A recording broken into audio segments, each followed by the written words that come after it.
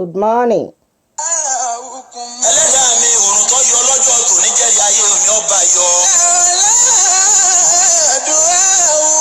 Ẹlẹ́dàá mi gbogbo kú jìjì tí wọlé tí ká ní ọ̀lànlẹ̀ ẹlẹ́dàá mi mọ́jọ́ wọlé tọ̀ mí wá. Ẹlẹ́dàá mi mo di ẹ́ mú mọ́ tọrọ àgbéga nídìílé ìyá ni nídìílé bàbá ni lẹ́nu iṣẹ́ ni jáyó fi dáadáa wá mi rí. Good morning.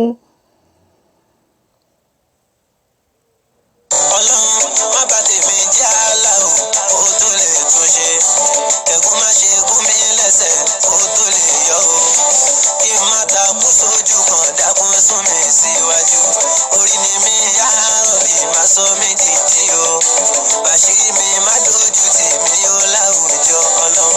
Bàṣírí mi má dojú tì mí ó láwùjọ.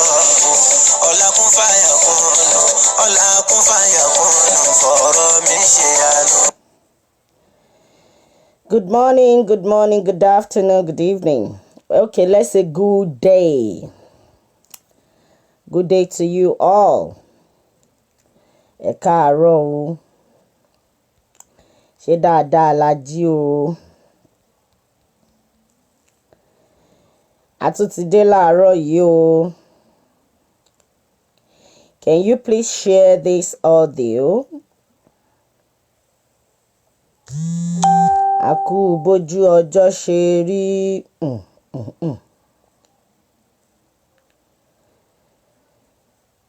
A dúpẹ́ fọlọ́run tó tún jẹ́ kí ilẹ̀ òní kó mọ́ bá wa o. Kò kú kí n ṣagbára wa bí ò ṣagbára Ọlọ́run. Ẹ káàárọ̀, ẹ káàárọ̀, ẹ káàárọ̀. Please ẹ jẹ́ ká share audio yìí. It is your sister, your friend, and your daughter. Ẹ jẹ́ ká share audio yìí. Good morning. What are your plans?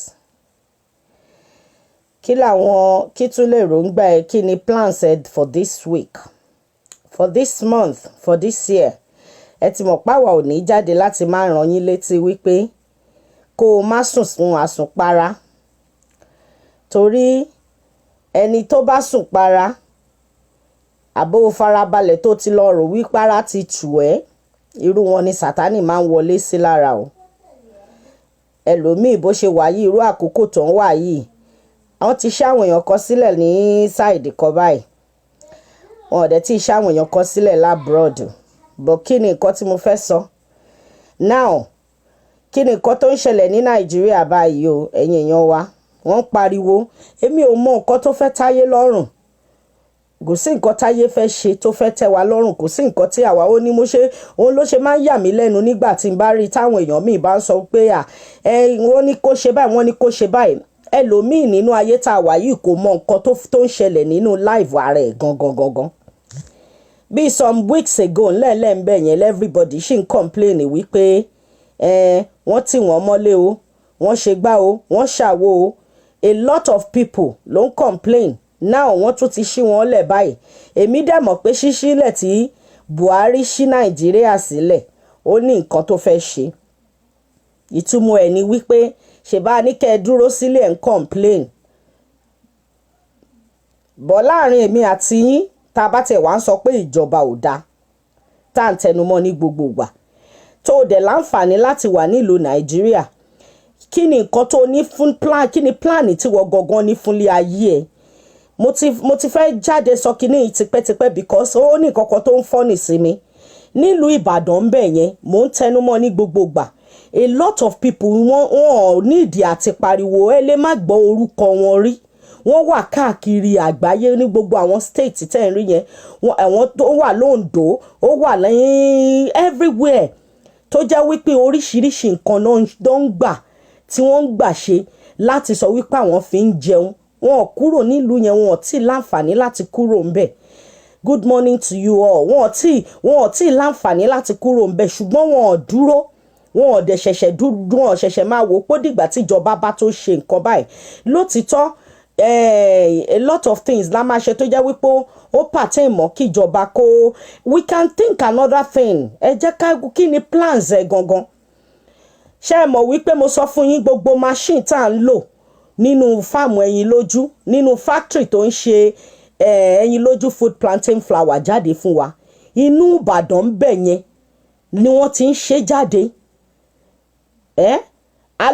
a tún lọ gbé machine kan láàárọ̀ yìí wọ́n ń pe machine yẹn òun la fi máa ń jọ kíní oúnjẹ wa òun la fi máa jọ jáde tẹ bá mọ̀ kan tí mo mí ìbà ìjọ fún gbogbo àwọn tó bá wà ní ìlú òkè wọ́n ti máa understand torí tí a bá jọ gbogbo àwọn kíní kò ní ṣe jẹ inú Ìbàdàn ń bẹ̀ yẹn ni wọ́n factory yẹn wà but problem tí a ní ni wípé ojú kan tí Nàìjíríà bá ti kọjú sí tó bá ti ní lọ́kàn láti wà báyìí everybody wants to copy what is reigning pé àyìn nǹkan tó ń ṣẹlẹ̀ ń sìn lélẹ̀ nǹkan tí lágbájá ń ṣe lélẹ̀ you don't want to think you don't want to bring your own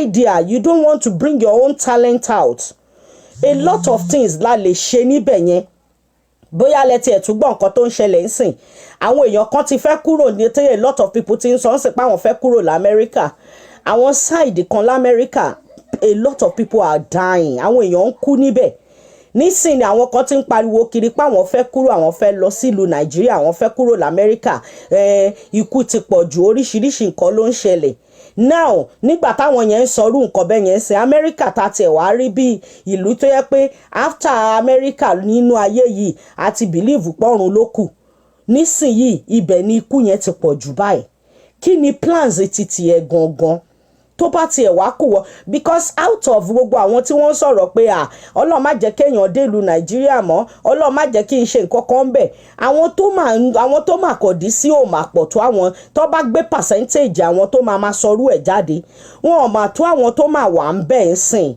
percentage àwọn tọ́lọ́run ti yọ kúrò nílùú Nàìjíríà tọ́lọ́run bá ṣe pé òkè ẹ tiẹ̀ wá níbì kan tọ́lọ́run fi orí wa wọn pamọ́ ń bẹ̀ kò mà tó percentage àwọn tó kù nílùú Nàìjíríà báyìí bọ̀ tó bá ní àǹfààní tó wà nílùú Nàìjíríà tó ṣì wà ń bẹ̀ tí Ọlọ́run pa ẹ́ mọ́ kí ni plans ẹ ìwọ tó wà nílùú òyìnbó gan bóyá wọn ò tí ì fún ẹ níwèé ó kàn ṣì ń sá kiri o ò mọ plans o ò mọ next thing to do what are your plans ṣé o sì fẹ́ dúró lórí wípé bó ṣe wà báyẹn náà bó sì ṣe ń ro yẹn pé bó ṣe rí yẹn náà ló sì ṣe máa rí wọ́n dẹ̀ ń pariwo fún ẹ lọ́tún wọ́n ń pariwo fún ẹ lọ́sì nǹkan tẹ̀ ń tẹnumọ́ náà ni wípé ìjọba òkè lótìtọ́ ń sìn yìí kò sí nǹkan tí a fẹ́ fi abroad wé abroad yàtọ̀ sí Nàìjíríà fine percentage èèyàn mélòó ló wà labroad báyìí are we talking about people that living in abroad now à ń sọ̀rọ̀ nípa àwọn tó jẹ́ wípé at least tọ́lọ́n bá tiẹ̀ ṣìpá ẹ́ mọ́tò wà nílùú Nàìjíríà yẹn tó jẹ́ wípé òun jí òun sùn ibẹ̀ lọ́kọ́ ibẹ̀ lọ́mọ ibẹ̀ ní gbogbo nǹkan ẹ wà ìwọ náà ò ṣe ta kan kó tiẹ̀ dìde láti wò ó pé òkè kí ni nǹkan tó instead tó fi máa lọ fẹ́ máa tún waste owó ń sìn pé o fẹ́ travel káàkiri gbogbo bọ́dà kan ni wọ́n ti ṣí lọ́wọ́ iṣẹ́ ríta Amẹ́ríkà bọ́dà Amẹ́ríkà bọ́tẹ̀ ṣe wà yẹn until further notice ni likewise Canada mi ò wá lè sọ gbogbo èmi làwọn Dubai any other countries mi ìmọ̀ kọ́kọ́ ń pa wọn lọ títí but Canada àti America tó jẹ́ wípé bẹ́ẹ̀ ni gbogbo ayé fojú sí pé lẹ́yìn àwọn ìlú yìí o ọ̀run ló tún kù kí iṣẹ́ nísìnyí a lot of people wà nílùú Canada tí ò mọ bó tiẹ̀ ṣe fẹ́ ṣe láìvẹ̀ a lot of people wà ní America bẹ́ẹ̀ àwọn kan l'America tẹ́ bá ti gbọ́ news tuntun tó ṣẹ̀ jáde láàárọ̀ yìí is a news tó ó go viral kiri lórí kíní sìn ní lórí media a lot of people are planning to go back to their country now pé okay ṣé ìgbà tó tẹ̀ wá ti wá di kànrọ́ǹgìdá báyìí tó yẹ pé ikú ló wá kù táwọn tó wá forí ara àwọn wá gbà nílùú òyìnbó báyìí káwọn kúwọ́ náà báwọn ṣe fẹ́ padà báyìí ṣe náà pariwo pé àwọn fẹ́ padà láti Amẹ́ríkà àwọn fẹ́ lọ sí Nàìjíríà ó ní mo ṣe ń sọ fún ẹ pé what are your plans kí ni àwọn èrò ẹ kí lè èròǹgbà ẹ gangan are you ready to build your life nísìnyìí nígbà tó jẹ́ wípé o ṣì ní apá yẹn o ṣì lẹ́sẹ̀ yẹn àbọ̀ o ṣì ń dúró lórí wípé okay kí ìjọba ṣàṣe gbogbo ẹ̀ fún ẹ gbogbo nǹkan kọ́ ni ìjọba lè ṣe fún wa bóyá a fẹ́ àkọ́ even àwọn tó wà nílùú òyìnbó pẹ̀lú bó ṣe sọ wípé wọ́n ń fún wa ní táṣọ́rẹ́ ṣé iye tí wọ́n ń fún wa percentage owó tó ń fún wa náà ń fún wa tó bá jẹ́ wípé o lọ ṣiṣẹ́ tó rí owó ara ẹ̀ fún àwọn tí ò ṣiṣẹ́ béèrè torí owó tí wọ́n sọ pé wọ́n ń fún wa every month yìí kò tó owó tá à ń rí tó bá jẹ́ pé a lọ ṣiṣẹ́. Torí ẹ̀ ló ṣe jẹ́ wípé irú táìmù tó bá dá ní bísínẹ́sì ti tiẹ̀ tó jẹ́ wípé o dá dúró ń sìn tó jẹ́ ó ní mo ṣe ṣẹ́rí tó bá tó táìmù kan online business will be the best thing tó jẹ́ wípé ò ní níìdí láti ṣẹ̀ máa sọ wípé ò ń gbé ọjà lórí àbó ń pàtẹ kiri mọ́. You can start thinking about different things now pé okay kí ni nǹkan tí mo fẹ́ ṣe, níbo ni mo fẹ́ gbé láìvù mi gbà tí nǹkan báyìí bá tiẹ̀ ṣẹlẹ̀, because problem ta ni wípé a kì í ronú ọ̀la. We don't think about tomorrow, we always think about okay nǹkan tó ń ṣẹlẹ̀ lọ́wọ́lọ́wọ́ báyìí. That is our problem. In tó bá dẹ̀ ti ń ṣẹlẹ̀ lọ́wọ́lọ́wọ́ yẹn tá a bá ti rí ìgbádùn bẹ́ẹ̀ tàbí tá a bá ti believe para ti tù wá, we don't want to do any other thing. We àti ẹ̀fẹ́ think about nǹkan kan míì mọ́.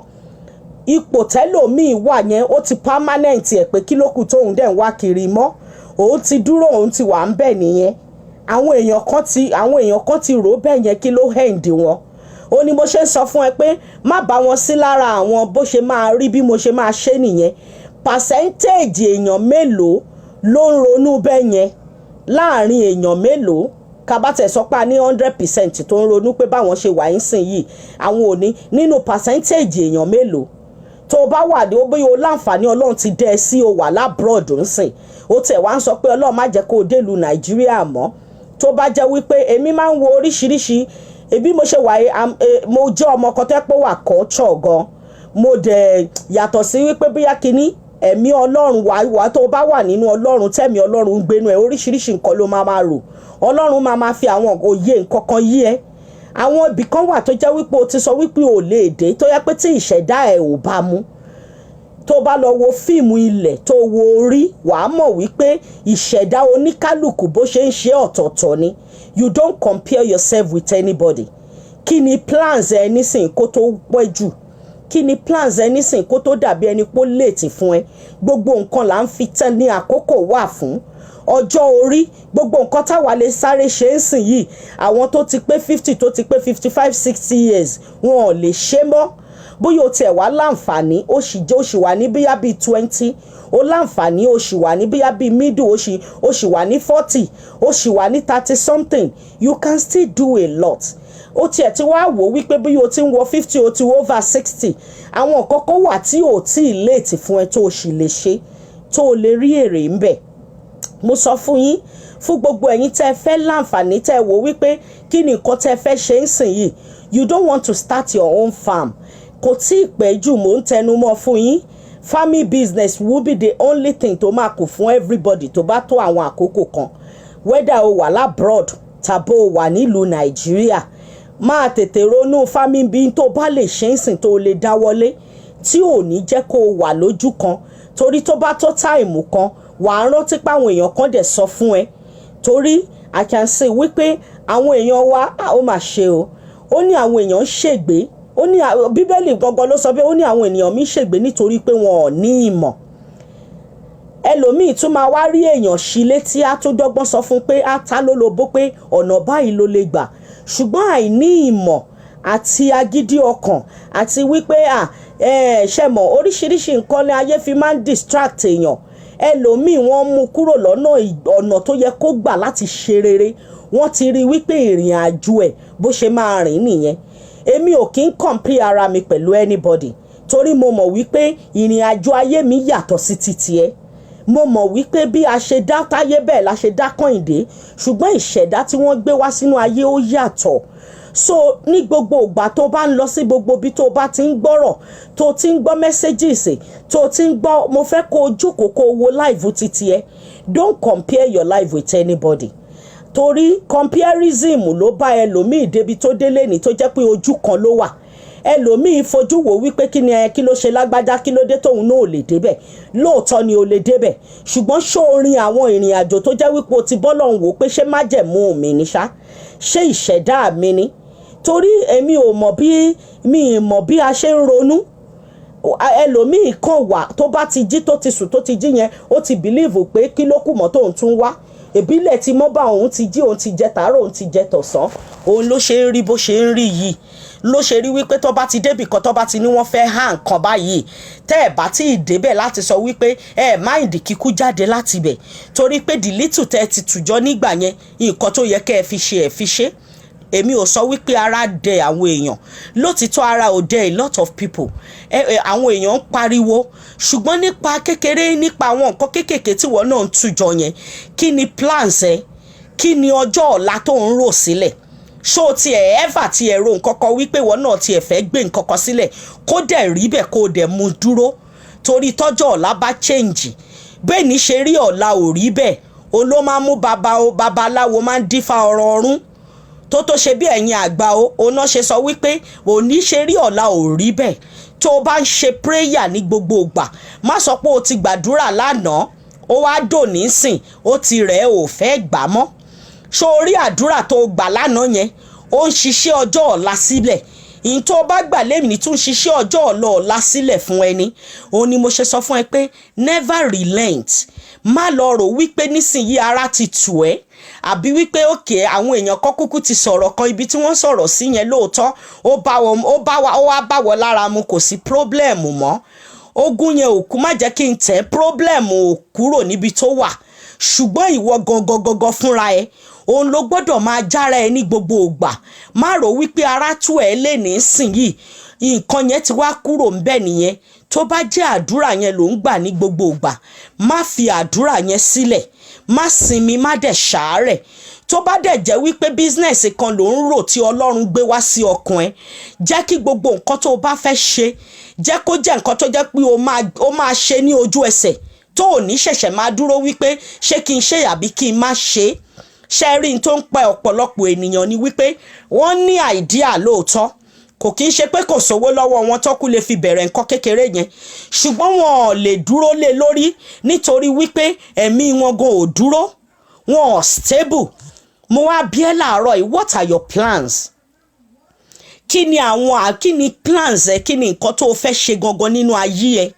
Ṣé o ti ń rò wípé bó ṣe wà yìí ìwọ náà o mọ aṣọ rán, o wá fẹ́ wò pé bóyá bí òwú ló tiẹ̀ ti fẹ́ bẹ̀rẹ̀?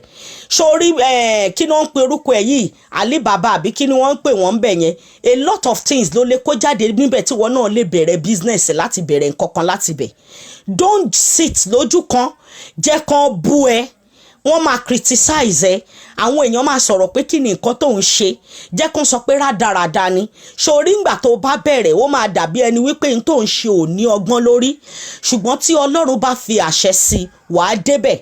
Ó lè mí tún ṣe ní kí n wá láàárọ̀ ìwá sọ fún ẹ pé fún gbogbo àwọn tí wọ́n ti ṣí bọ́dà wọn tó jẹ́ customers wa, ẹ jọ̀ọ́ ẹ tètè kàn sí wa ń sìn ká mọ̀ wípé àwọn ti ṣí bọ́dà yín, ká lè bá yín tètè gbé oúnjẹ yín fún àwọn tó yẹ ká gbé fún, láti jẹ́ kí wọ́n bá yín ṣìpẹ̀ wá sí ọ̀dọ̀ yín. Fún gbogbo ẹ̀yin tẹ̀dẹ̀ ní plan láti ṣí food stuff tó jẹ́ food store Nigeria, African food store, ẹ má hesitate, má dúró, má rò wípé ara ti tù ẹ́ ń sìn wọ́n ti ń ṣí. Mo sọ fún yín, tí wọ́n ara bá tọ́lọ́run bá ń ṣe kíní bó ṣe ń ṣe lọ yìí, àwọn èèyàn kan ṣẹ̀ṣẹ̀ máa bọ́ sínú wàhálà, àwọn èèyàn kan ṣẹ̀ máa bọ́ sínú ògo ni. Tí wọ́n bá fẹ́ bọ́ sínú ògo, ọwọ́ ẹ ló wà. Kí ni àwọn plans tó ní sílẹ̀ ń sìn yìí? Àwọn ìgbésẹ̀ tó bá ń gbé ń sìn ló fi máa mọ̀. Mo ti sọ fún yín, olórí plantain flour wa à ń ṣe sales lọ́wọ́lọ́wọ́. Mo dẹ̀ sọ fún yín wípé owó tá a máa fún yín owó kékeré ni, a ṣe bẹ̀rẹ̀ sales wa again lánàá ni. 2 weeks péré ló dẹ̀ tún máa fi lò kó má bàa wá, because mo láwọn customers mi kan nígbà tí mo send kíní sales sí wọn, ẹ̀yinjú ó ṣe wá jẹ́ táìmù yín, ṣe jẹ́ kán ṣí kíní kan kẹ́ tó ṣe sales. Ẹ wò ó ní mo ṣe sọ fún yín, ìwọ má compare ara ẹ, ìwọ má dúró pé nígbà tí gbogbo ayé bá ń ṣe nǹkan nìwọ náà fẹ́ ṣe.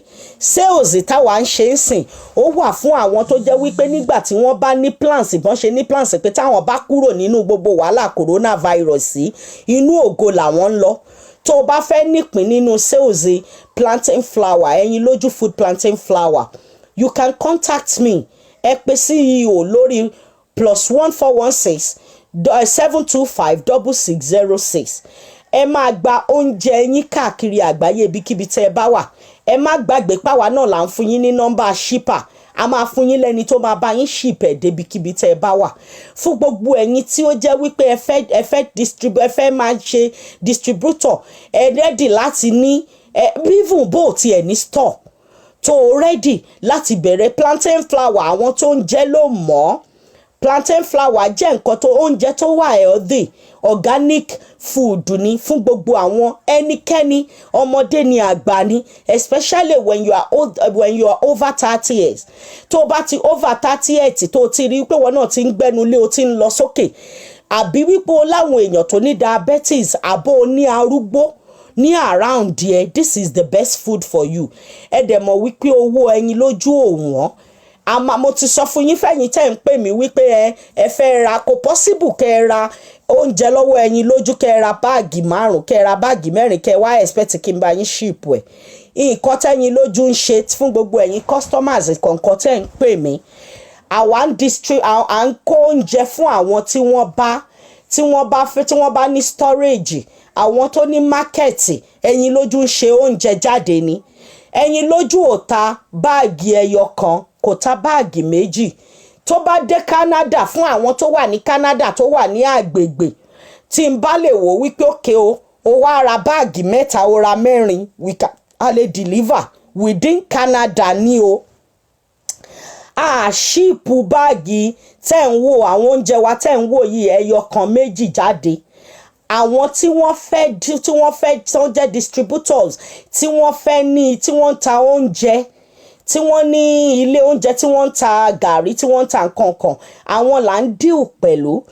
Àwọn tó jẹ́ wípé bóyá o tiẹ̀ wá wò wípé o ní arúgbó, o fẹ́ ra bíi báàgì 5, o fẹ́ ra báàgì 10. A sọ fún yín pé minimum order ti wá bẹ̀rẹ̀ from 20 pieces of bag. Ó ní minimum order oúnjẹ Eyinloju bẹ̀rẹ̀. Ẹ̀yin fúnra yín lẹ́dẹ̀ máa gbé nǹkan yín láti ìlú Nàìjíríà. Kò ń ṣe wípé àwa la máa bá yín ship ẹ̀. Fún gbogbo àwọn tó bá ní storage káàkiri àgbáyé, mo sọ fún yín tẹ́ bá ra anything lọ́dọ̀ wa, Eyinloju, èmi personally máa fún yín ní nọ́mbà shipper tó máa bá yín gbé. Owó tó ń gbà lọ́wọ́ Eyinloju pẹ̀lú àwọn customers ẹ̀, owó kékeré ni. Gbogbo nǹkan tó dẹ̀ fi máa dé ọ̀dọ̀ yín, ọjọ́ báyìí tẹ́pà máa kà tó máa sọ fún yín pé ọjọ́ báyìí ló máa dọ́dọ̀ yín, ló dẹ̀ máa débẹ̀.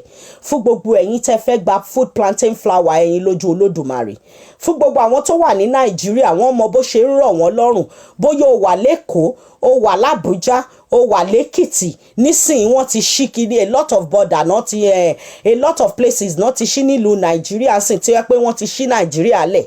Ẹ ti láǹfààní láti pe Eyinloju sìn wípé Eyinju o, a ní ìdíye báyìí, ẹ bá wa gbé rán mọ́tò. A máa bá yín gbé rán àwọn oníbọ́ọ̀sì tí tó fi máa land ẹ̀ sílùú tẹ́ ẹ bá wà. Kò bá ṣe Èkìtì, kò bá ṣe Ìlọrin, kò bá ṣe Èkó, láti Ìbàdàn ni ẹ ṣá mọ̀ pé factory àti fáàmù Eyinloju Olódùmarè Ìbàdàn ló wà. A máa bá yín gbé dé anywhere tó bá tẹ́ ẹ bá wà nílùú Nàìjíríà.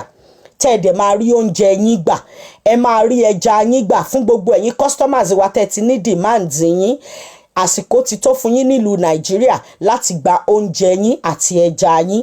Ṣùgbọ́n fún gbogbo ẹ̀yin tẹ́ wà labroad, kò kí ń ṣe mi ìrò pọ́n ti ṣí border àti gbogbo everybody labroad.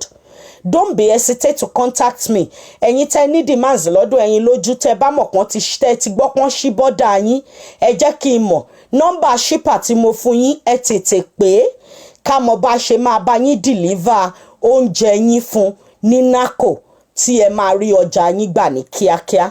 Mo sọ fún yín wípé gbogbo àwọn tẹ́ ti ní demands ńlẹ̀, tó ń jẹ yín ti wà ńlẹ̀, tẹ́ ti sanwó yín. Mo ní tó bá ṣí border lénìí 10 working days, ẹ máa rí ọjà yín gbà. Kò kúrò bá ṣe sọ. Ti yín ni wípé ẹ jẹ́ ká mọ̀ pé border àtọ̀dọ̀ yín ti ṣí. Ẹ dẹ̀ ní demand lọ́dọ̀ Eyinloju, tẹ́ ti sanwó sílẹ̀. Oúnjẹ yín ti wà ńlẹ̀ already. Àwọn demands yín ti wà ńlẹ̀ already. Your package are ready. Wọ́n ti wà steady, wọ́n ti wà ready báyìí. Kí ẹ jẹ́ ká mọ̀ pé wọ́n ti ṣí border ti yín, ká bá yín gbé dé NACO, ká dẹ̀ bá yín hand over fún shipper yín tó máa bá yín gbé dé country yín. so ìyẹn bẹ́ẹ̀ yẹn fún gbogbo ẹ̀yin tó jẹ́ wípé ẹ̀ ń dòwò pọ̀ pẹ̀lú láti bá wa invest tẹ́yìn invest sí fish pond wa mo kí yín congratulations because time yìí gangan after the 6 months owó ńlá ló máa jáde ńbẹ̀ ẹ ṣàrántí pé minimum price tá a fún yín pẹ̀lú bí àwọn ẹja yẹn tó ṣe ń tóbi bọ́n ṣe ń ṣe nígbà tó bá máa ó tún máa ju minimum yẹn lọ because bonus ló máa jẹ́ fún yín àti fún gbogbo ẹ̀yin tẹ́ ẹ ṣì jókòó tẹ́ wá ń rò lọ́kàn yín pé are you ready to go into it just 6 months ní every 6 months ló máa rí owó tiẹ̀ ló máa rí èrè ẹ jáde ń bẹ̀ má jókòó kí ni plans ẹ gangan ṣojú kan tó o ṣì wà yìí náà ló fẹ́ wà àbó ṣì ń dúró wípé kí wọ́n ṣí bọ́dà kí wọ́n ṣe gbogbo ẹ̀ tán kó o bẹ̀rẹ̀ sí ní bóra again ara ẹni tó jẹ́ wípé owó tó fi ra kírìmù láti fi bóra ó ju 350,000 ó ju 400,000 lọ still náà kò mọ ibi tó ń bá láìvẹ́ ẹ̀ lọ still náà ìyẹn ò ní kọkùnrin kí ó kórí ẹ kó sọ wípé ìwọ ló fáìn jù nílé ayé ó ṣe kúkú plan gbogbo àwọn owó kéékèèké tó ná dànù yẹn kó o fi wò ó pé kí ni nǹkan tó fẹ́ fi bẹ̀rẹ̀ ilé ayé ẹ báwo ló ṣe fẹ́ ṣe láìvẹ́ mo sọ fún ẹ tó bá wà wò ó pé o láwọn ilẹ̀ kéékèèké kan ní Nàìjíríà àbó tiẹ̀ ń plan láti ní kò sí ní tó bàdí fún wọn náà láti bẹ̀rẹ̀ fámì tiẹ̀ ẹ lọ béèrè láwọn tó ń ṣe kinní ẹlẹ́dẹ̀ fámì ẹlẹ́dẹ̀ owó burúkú wà ní orí ẹ̀ tí ò ń ṣe kékeré mo sọ fún yín owó wà lórí fámì ẹlẹ́dẹ̀ àti tẹja àwọn ló ń rìn lọ́wọ́lọ́wọ́ tó jẹ́ wípé o ò lè ní oko pé o ní ọ̀gẹ̀dẹ̀ ń sìn plantation kó o lè bí ń pa ẹ́ o ò lè ní oko àgbàdo kó o lè bí ń pa ẹ́ ìwọ náà bẹ̀rẹ̀ nǹkan kan sìn má bá wọn wà lára àwọn wípé o ti wà nílùú òyìnbó ò ní láyéláyé kò sí tó bí orí táyé ṣe rí kọ́ ni orí Kẹ́hìndé ṣe rí ṣé orí tó bá ṣẹlẹ̀ sí ẹ ìwọ gangan ló máa dúró fún ayé ara ẹ ṣé orí tẹ́nìtì bá ṣẹlẹ̀ sí ẹ kò sí nǹkan wo ó yára fún àwọn ènìyàn láti máa kí àwọn èèyàn ẹlòmíì kú léni yìí àwọn tí ò mọ̀ rí ti bá share picture ẹ̀ wọ́n ti share fídíò ẹ̀ níbi tó ti ń jó níbi tó ti ń ṣayé kó tó di pókú ìgbà tó wà láyé kó tó bá lọ sí patí tàbí tó bá ṣe eré wọn kí pé kí wọ́n ń la rẹ̀ ń gbà yẹn ni má kú tọ́kọ tó wá di wípé o máa fọwọ́ kẹnu pé ò bá dẹ̀ ti ṣe àwọn nǹkan báyìí sílẹ̀ fún àwọn ọmọ tó o bí nínú bó o bá tiẹ̀ wá rò nítorí tara tiẹ̀ ó yẹ kó o mọ̀ pé future ti tiẹ̀ ọjọ́ ọ̀la tiẹ̀ làwọn ọmọ ẹ̀ fún gbogbo òwò àwọn òbí tó jẹ́ pé tó o bá ti wà tó o ti rò wípé ó ti tán yẹn kò sí nǹkan tó fẹ́ ṣe mọ́ wọ́n máa rò wípé bóni ṣe rí ọ̀la ò rí bẹ́ẹ̀ kò sí ẹ̀dá tó lè predict bọ́la ṣe máa rí ó ní mo ṣe ń sọ bọ́ ẹ̀ fún ẹ ìgbà tó wà láyé bó ṣe wọ́n ò ní kí ẹ kú oríire ní ìsìn má jẹ́ ń tàn ẹ́ àkókò tó wà nínú ayé yìí a lot of people máa sọ̀rọ̀ wàá rò wípé ihun tí wọ́n ń sọ yẹn ló máa pè ẹ́ ọ̀nà tí ẹ lè má lọ síbẹ̀ o ò bá dára kó o dájókòó kó o wo bí láìvù ìrìn àjò tí ẹ ṣe fẹ́ rí ìrìn àjò títí ẹ yàtọ̀ sí ìrìn àjò tẹlòmíì ó ní mo ṣe ń sọ fún ẹ wípé mò ń ta ẹ́ lólobó ní gbogbo ìgbà wípé tètè mọ nǹkan tó o fẹ́ ṣe ń sìn kọjọ́ tó lọ àwọn ènìyàn wọ́n lè rìn máìlì 10 láti lọ sọ pé wọ́n fẹ́ sìn lágbájá ṣùgbọ́n nígbà tó bá ní ìdí oore níbẹ̀ yẹn wọn ò lè wá níbẹ̀ ò ní wá kànlẹ̀kùn láti wá ṣe ẹ́ lóore ṣùgbọ́n níjọ́ tí ẹ̀mí bá ti pin tó ti ṣe wàá rí a lot of people tí wọ́n máa wọnú ilé láti lọ máa kí wọn pé ẹ kú ọrọ̀ èèyàn ń bẹ̀ yẹn ibi tó ti yẹ kó o mọ̀ wípé tẹ́nìtì bá ṣẹlẹ̀ tán tí ọ̀dá yẹn bá dá tán ó máa kù ìwọ àti ẹlẹ́dàá ẹ̀ nìkan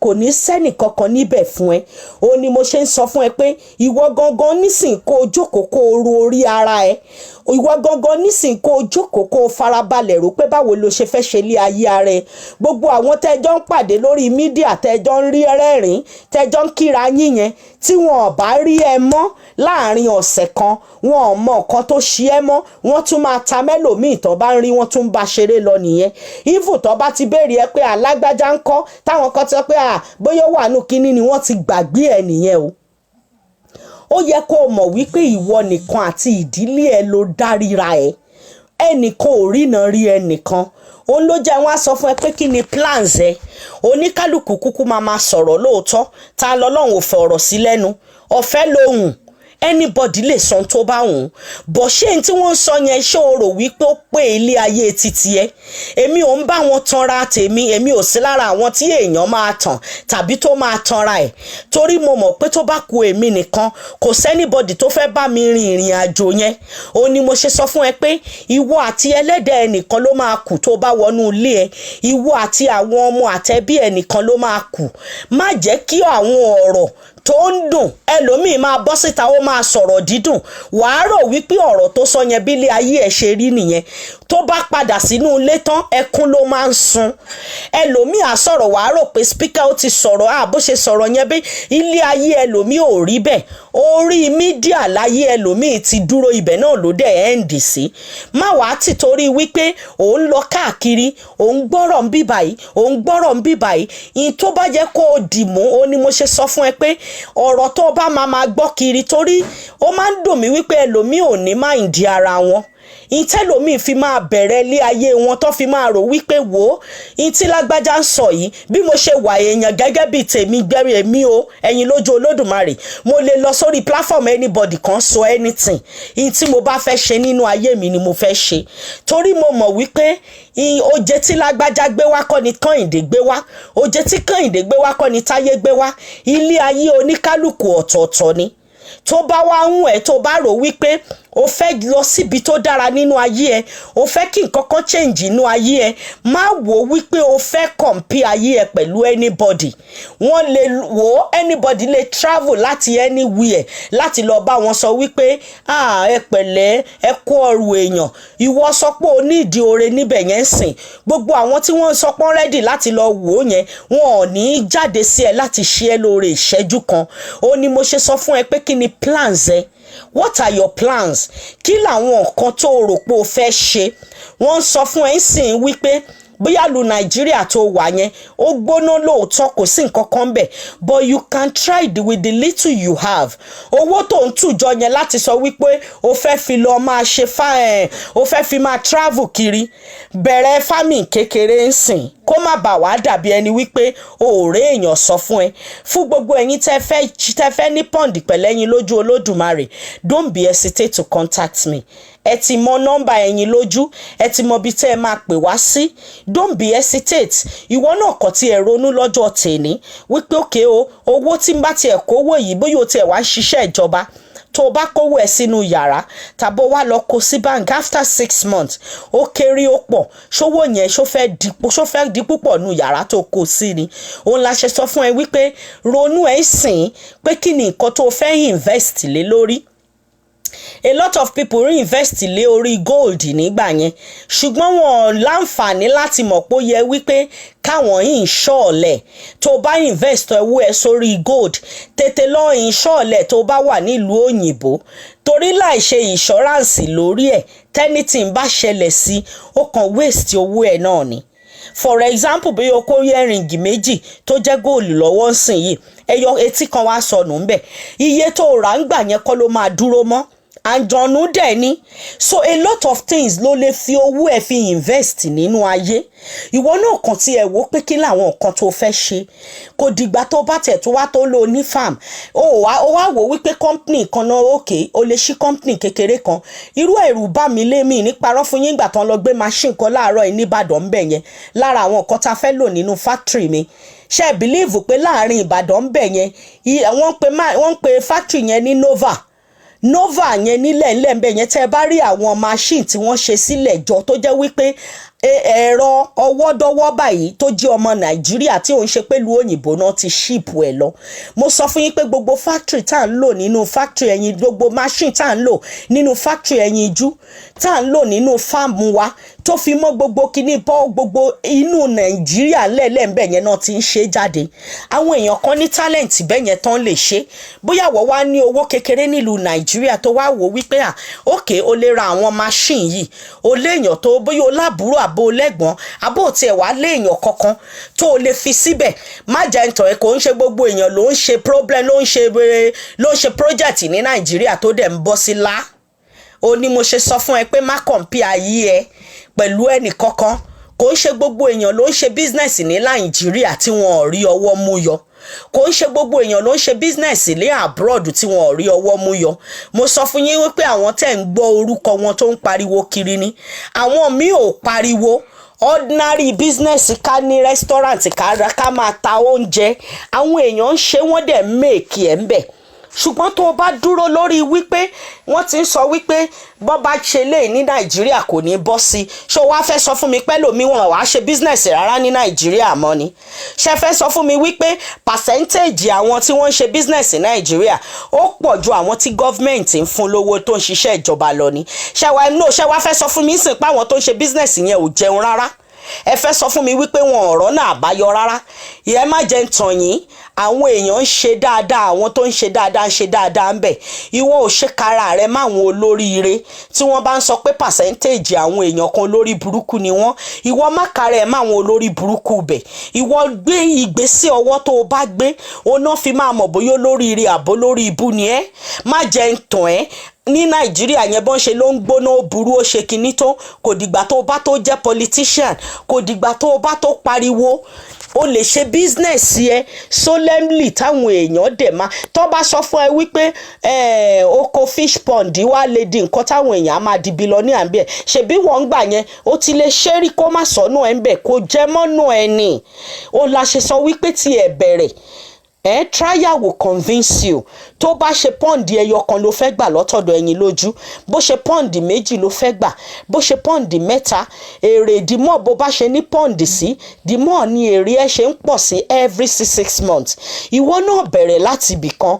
O ní mo ṣe sọ fún ẹ tó bá ní just little 5 half a plot tó bá ní wàá ṣe dáadáa. Má dúró lórí wípé wọ́n ti lórí burúkú làwọn èèyàn kan, àwọn tó ń ṣe rere pọ̀ níbẹ̀ dáadáa. Ìṣe rere ti ẹni kó máa gbàdúrà ní gbogbo ìgbà. Má kọ̀ǹpí alẹ́ ayé ẹ pẹ̀lẹ́ nìkankan.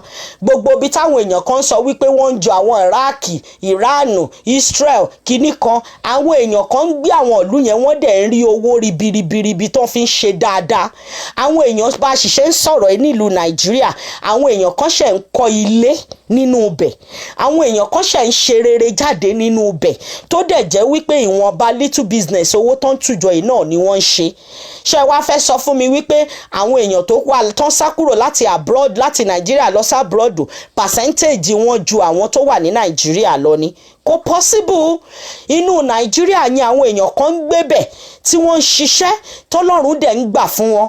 Ìwọ ni mo ṣe sọ fún ẹ pé kò dìgbà tó bá tó sáré ká, kò dìgbà tó bá tó rò wípé ó dìgbà tó bá tó tu gbogbo ayé jọ tó ta ilé tó ní tó ta ọ̀nà tó ní tó ló fẹ́ máa lọ sábúrọ̀dù.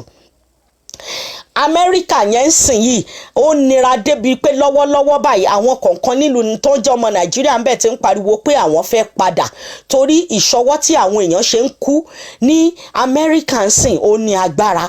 Ó ní Ọlọ́run ṣe wò wípé ó fẹ́ jẹ́ kẹ́ ẹ mọ̀ wípé ibi tí ẹ ti rò wípé kò sí wàhálà kankan yẹn ibẹ̀ ló ń ti fẹ́ fi ọwọ́ agbára bẹ̀rẹ̀. Okay, nísìnyìí bóyá gbogbo nǹkan tó ń sọ pé kíní ti ń lọlẹ̀ ó níyànjú ó ń ṣe bọ̀, Buhari ti ṣí wọn sílẹ̀ nílùú Nàìjíríà báyìí, kí lẹ mọ̀ tó fẹ́ ṣẹlẹ̀ ń sìn? Torí coronavirus yẹn ó ṣì wà bó ṣe wà, kò sí nǹkan tó change ẹ̀. Ṣẹ́yìn ò rí wípé wàhálà ṣẹ̀ṣẹ̀ bẹ̀rẹ̀ báyìí ni? Ó ní mo ṣe sọ fún ẹ wípé tó bá jẹ́ wípé oníwọ̀nba nǹkan tó rọra ń ṣe, tó o ní fámìlì tiẹ̀ tó rọra ń mánéjì ayé ẹ, ṣó ò ní sọ wípé dandan o gbọ́dọ̀ bọ́ síta tó bá máa gbẹ̀mí lọ kó gbẹ̀mí lọ. Lótìtọ́ ni gbogbo ẹ̀rí bó ṣe rí, ṣùgbọ́n nínú lílà ìlò yìí o lè ṣe rere tiẹ̀ jáde ńbẹ̀. Kí ni ìṣe rere tiẹ̀ tó wá fẹ́ mú jáde ńbẹ̀? Ṣó o kàn wò wípé o kàn fẹ́ wà bákan náà ni? Mo ní mo ṣe sọ fún ẹ, don't be hesitate.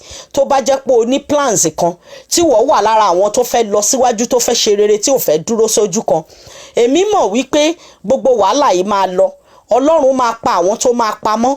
ṣùgbọ́n tó bá wà lára àwọn tó fẹ́ pamọ́, kí ni nǹkan tó máa yàtọ̀ nínú ayé ẹ? What is the new thing? What are your plans? Kí ni nǹkan tó fẹ́ dé bá? Don't be hesitate to contact Eyinloju Olodumare. Bóyá o tẹ̀ wá wò pé business wo lo lè fowó ṣe, má wò wípé mo fẹ́ change mind mi tí ẹ fẹ́ mọ̀, mi fẹ́, kò ń ṣe pé o fẹ́ waste owó. Ìwọ náà plan ọ̀la sílẹ̀ ni. O mọ tọ́lá fẹ́ jẹ́. You can start your pond. Owó kékeré ló fi máa start fish pond. Tó bá ní pond ẹyọ kan, ó ní iye èrè tó máa rí after 6 months. Tó bá ní méjì, ó ní iye èrè tó máa rí. Tó bá ní mẹ́ta, ó ní iye èrè tó máa rí. Don't relent. Má ṣe ọ̀lẹ. Má jẹ́ kí wọ́n change mind ẹ wípé má ṣe é. Má fi ayé tiẹ̀ má fi compare tẹlòmíì, torí tó bá dátọ́ tó bá délẹ̀ tán kò sẹ́nìbọ̀dì tó fẹ́ rí. Sórí nígbà téèyàn yẹn bá ti dákẹ́ tó ti ṣe àwọn tí ò mọ̀ ẹ́ rí gan máa bẹ́ẹ̀ ṣe, wọ́n máa share nípa RIP ẹ, wọ́n á bẹ́ẹ̀ share nínú fọ́tò ẹ. Good morning to you my sister. Mo rí gbogbo yín. Good morning sister Fèyíkẹ́mi. Ó ní mo ṣe sọ fún ẹ wípé nísìnyìí think about your life. What are your plans? You can start your own farming. Bẹ̀rẹ̀ láti ibìkan náà lẹ́yinjú ti bẹ̀rẹ̀. Ìwọ náà bẹ̀rẹ̀ láti ibìkan. Tó bá wá jẹ́ wípé ẹ wá ní arúgbó sílé tàbó ní ẹni tó ní diabetic, mo ti sọ fún yín, plantain flour Eyinloju tẹ̀ ń wò yìí raw organic ni. Àwa ò mix tiwa. Àfi kọ́lọ́rìn sí oúnjẹ tó yẹ pé tẹ́ ẹ bá jẹ ó tún ṣúgà ẹ máa lò kò ní pọ̀ jù fún ẹ láti ṣe kíni, láti má ti jẹ́ kó o ní kítọ̀ ṣúgà yẹn kó bá fi má lọ sókè jù. Bóyá o tiẹ̀ wá lágbàlagbà tó fẹ́ protect, wọ́n ti ṣí kíní ní Nàìjíríà báyìí. Àwọn oníbọ́ọ̀sì ti bẹ̀rẹ̀ iṣẹ́, a máa bá yín deliver ẹ̀ káàkiri ibi tẹ́ ẹ bá wà. Fún gbogbo ẹ̀yin tẹ́ fẹ́ gba fish pond, tẹ́ fẹ́ yan ẹja tàbí tẹ́ wò wípé ẹ̀ tí ẹ̀ wá ní fish pond pẹ̀lú Eyinloju Olódùmarè, ṣùgbọ́n nǹkan tẹ́ ṣe ni pé Eyinju afẹ́ ẹja yíyan catfish wa, ẹ mọ̀ wípé the best ni. Ó tóbi, ó dẹ̀ clean. Mo sọ fún yín, má ṣe ta gbé láti fi preserve ẹ̀ fún gbogbo ẹ̀yin tó ń bọ̀ nílùú òyìnbó fún ni. Ẹja wa ò lè rùn kó tó dé ọ̀dọ̀ yín. Tó bá dọ́dọ̀ yín tán, iye tẹ́ ẹ máa tà, inú yín máa dùn. Gẹ́gẹ́ bẹ́ẹ̀ ṣe mọ̀ wípé ẹja light ní gbígbé, kò sí contraband. Ibi tí contraband wà láàrin Amẹ́ríkà, aláwọn ibi tá à ń gbé wọn, tá a bá máa kọ́kọ́ gbé wọn lọ kó tó kàn yín lára tán jẹ́ local. Don't be hesitate to contact me. Ẹ pè mí sórí +1 416 725 6606. Mo ní kí n tún jáde láàárọ̀ yìí fún gbogbo àwọn olóríire èèyàn, àwọn tí ò fẹ́ wà lójú kan, àwọn tó jẹ́ wípé ọjọ́ ọ̀la wọn jẹ wọ́n lógún àti ọmọ wọn, wípé don't be hesitate. Ẹ pè mí, CEO iléeṣẹ́ TBF Eyinloju plantain flour. Àwọn náà ni CEO Eyinloju fish pond investment. Bóyá o fẹ́ invest owó ẹ, àbọ̀ wá wò wípé òkè dry fish ni wọ́n fẹ́ mọ̀, má rera.